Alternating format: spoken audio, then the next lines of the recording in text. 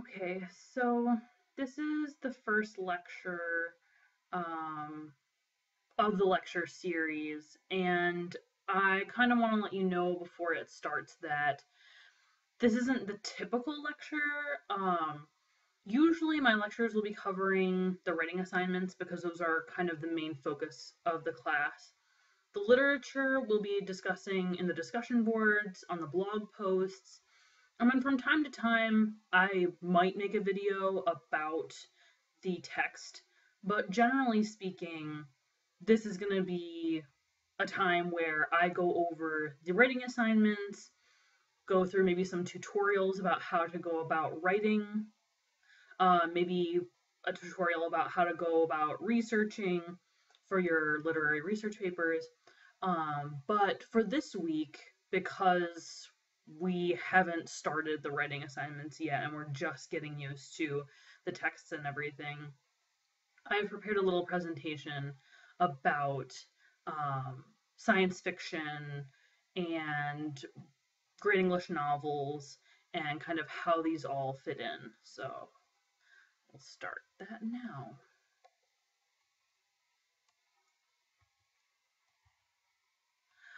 Okay, so we are starting our lecture series on great English novels.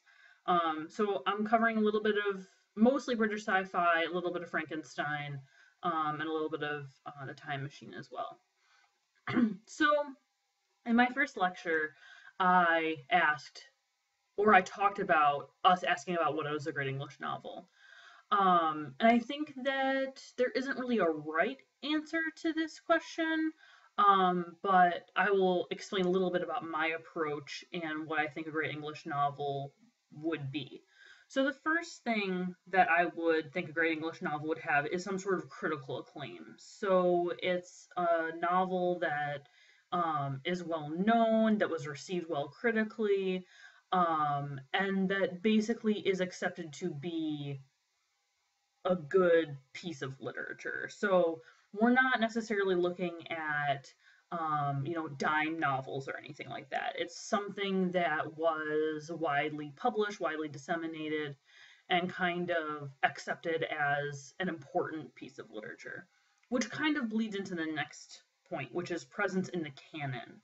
I don't know if you've ever heard that term, but it's actually a really widely used term for texts that are accepted as classics or important texts in literary history. So you're going to see a lot of canonical texts taught in literature classes because it is thought that it's important to study certain kinds of literature. So, for instance, when I was an undergraduate, I also read Frankenstein. In one of my graduate courses, we read Dr. Jekyll and Mr. Hyde. And these are considered really important texts as far as the history of literature goes, as far as maybe even the national literature of British literature. So I kind of drew from that experience as well in assembling the text that we're using for the course. And then the final one is influence on other literature. So a lot of times, a novel will be a catalyst for other sorts of literature of that kind. So Frankenstein is actually considered, at some times, it's actually considered Gothic, which it's before the Gothic time. So it would be considered one of the pieces of literature that influenced later literature. So that's kind of an important thing to know. And that's kind of the other thing to me that comprises the definition of a great English novel. So, what is science fiction? Science fiction, according to the Bedford Glossary, is a type of narrative fiction that is grounded in scientific or pseudoscientific concepts and that employs both realistic and fantastic elements in exploring the question, what if? So we'll kind of look at, especially in Frankenstein, and the framing technique that is used. It's actually supposed to seem realistic, but obviously the monster is a piece of fantasy. And so we're looking at, we're looking at a narrative. We're not looking at, we're not looking at scientific nonfiction.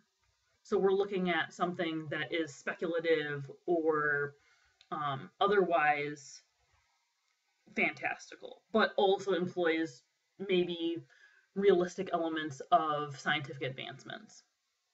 Topics and themes typical of the genre include utopian or dystopian societies, fantastic journeys to unknown worlds, time travel, alien invasions and encounters, wars involving mass destruction, the destruction or assimilation of cultures, questions of identity, and the devolution of humanity.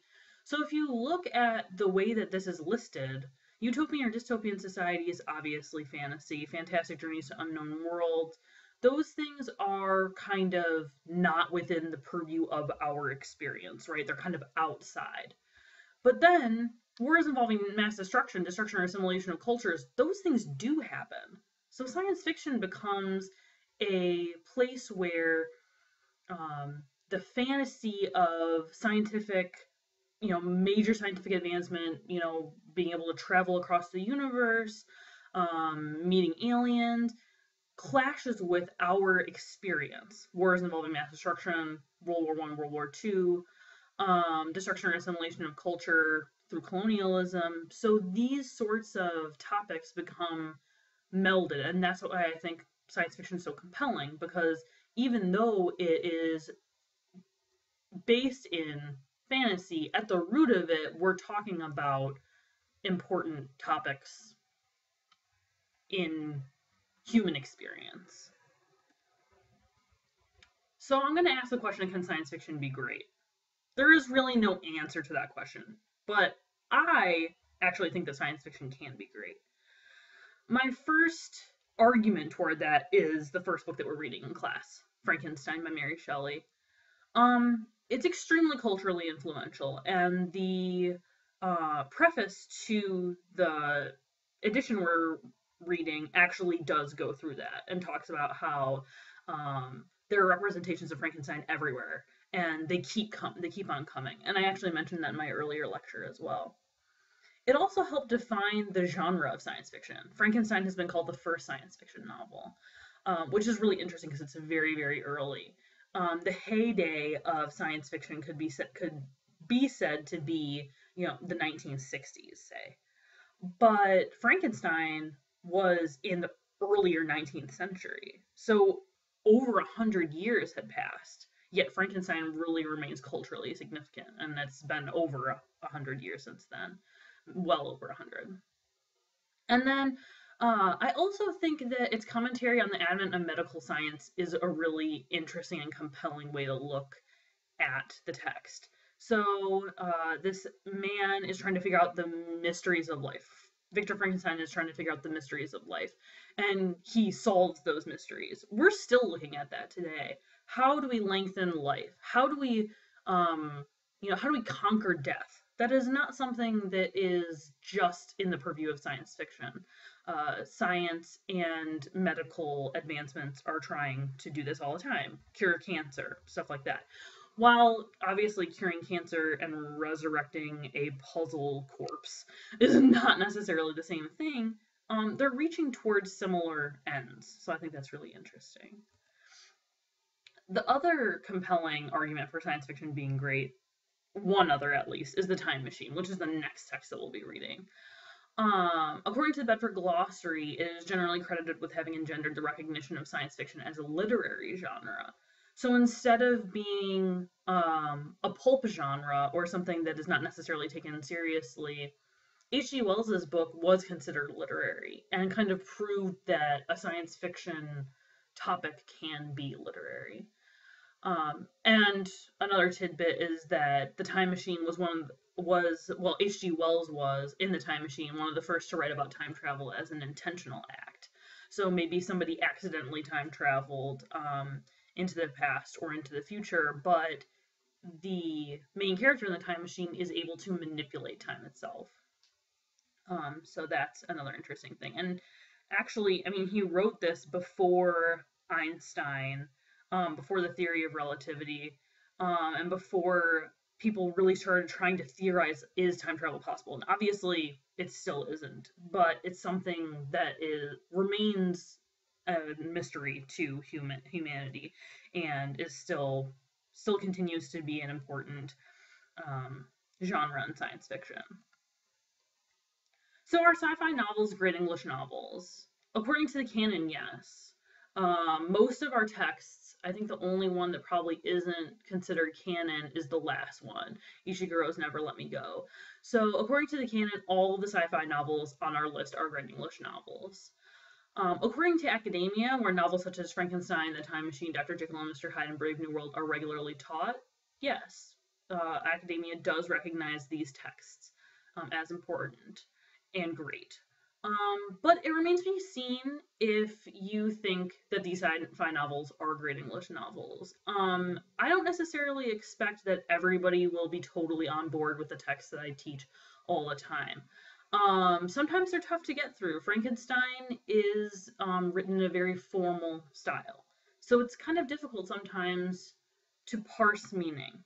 But that's what we'll be working on this semester is how to draw meaning from different stylistic ways of reading. And I think that the sci-fi novels or the theme of sci-fi gives it an interesting, hopefully an interesting twist.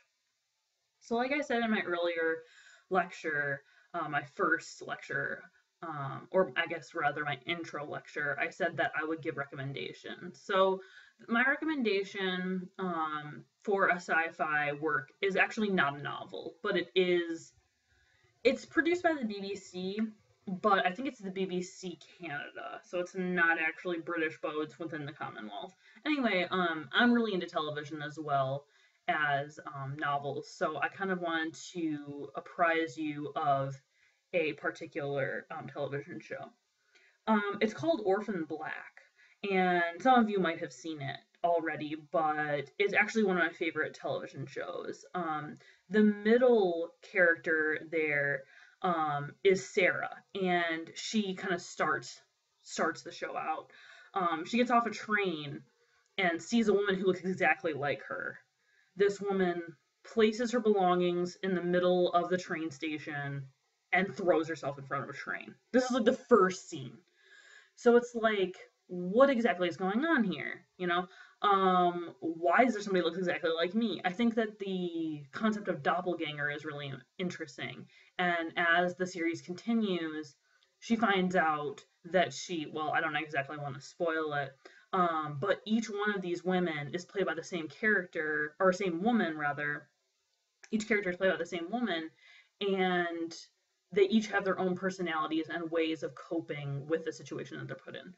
So, hopefully you find that kind of interesting if you maybe have time to check it out during the semester. So that concludes our first lecture.